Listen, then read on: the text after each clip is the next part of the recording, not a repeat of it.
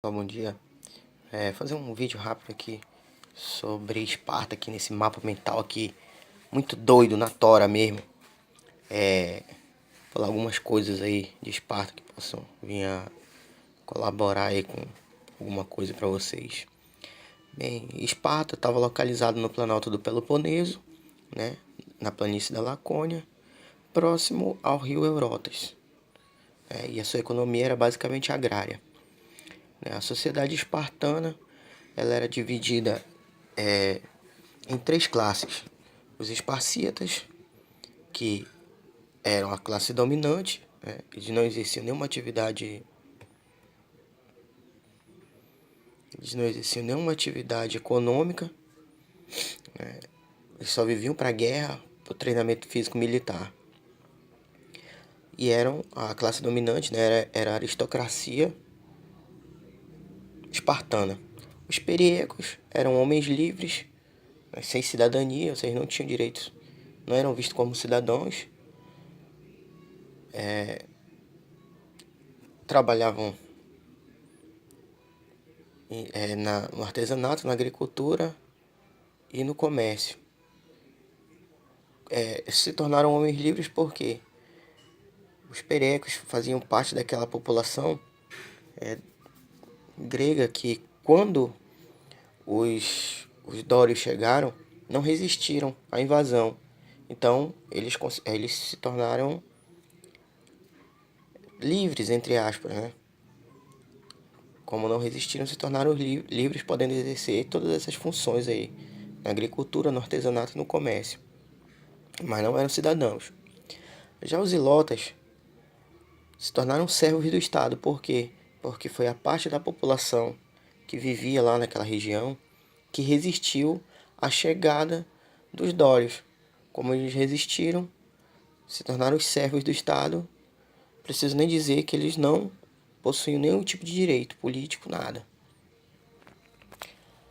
As instituições políticas, segundo a lenda, Licurgo, que foi um legislador, segundo a lenda, teria recebido a constituição espartana das mãos do deus Apolo, né? Teria redigido, Apolo ditou para ele as leis espartanas. Isso se deu onde? No oráculo de Delfos. Era uma constituição fixa que não podia mexer, não podia alterar nada. O governo, a distribuição política de Esparta se dava entre Diarquia, Jerúsia, Apela e o Conselho dos Éforos ou Vigilantes. Qual era a função dos reis? O que é que os reis faziam? A Diarquia era o governo de dois reis que geralmente eram das famílias mais influentes, mais e melhor, que tinham mais condições financeiras, mais condição financeira em Esparta. As famílias mais tradicionais espartanas. Eram as duas famílias mais tradicionais espartanas. Era uma figura apenas decorativa e limitada. Era limitada por quem? Pela Jerusa, que era um conselho de 28 anciões, limitava os poderes dos reis, e era composta por quem? Por cidadãos espartanos, ou seja, pertenciam à aristocracia, que tinham mais de 60 anos. E tinham uma função legislativa, ou seja, eles faziam as leis. Tinha também uma assembleia militar chamada de Apela.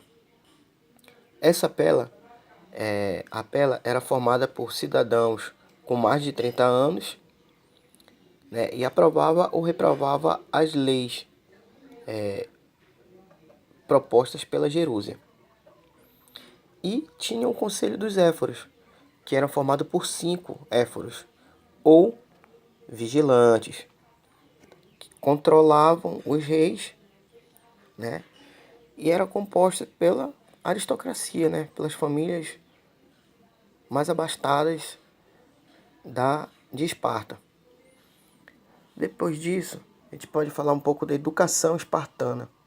Na educação espartana, as crianças que tinham algum tipo de defeito físico ou tinham uma saúde muito debilitada eram sacrificadas. Como se dava esse sacrifício?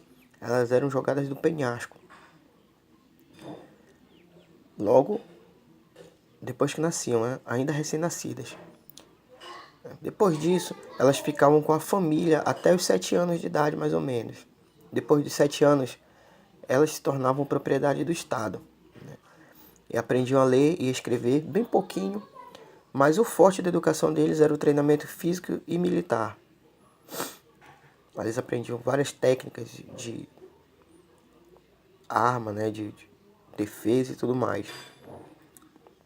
Com 20 anos, eles eram submetidos a um teste chamado de cripteia, que era basicamente uma brincadeira de esconde-esconde, onde os cidadãos com 20 anos, né, que eram os esparciatas, saíam à noite e tinham que matar ilotas. Aí, depois desse teste da cripteia, quem passava no teste entrava no exército e ficava até os 60 anos de idade. Quando, depois que saísse, poderia fazer parte do Conselho dos Éforos, né? Se quisesse. Beleza? Isso aí foi uma palhinha de um mapa mental assim bem na tora mesmo, mas que tem o objetivo de tentar ajudar aí a qualquer uma memorização, uma coisa bem mais simplificada para ajudar aí. Beleza? Valeu.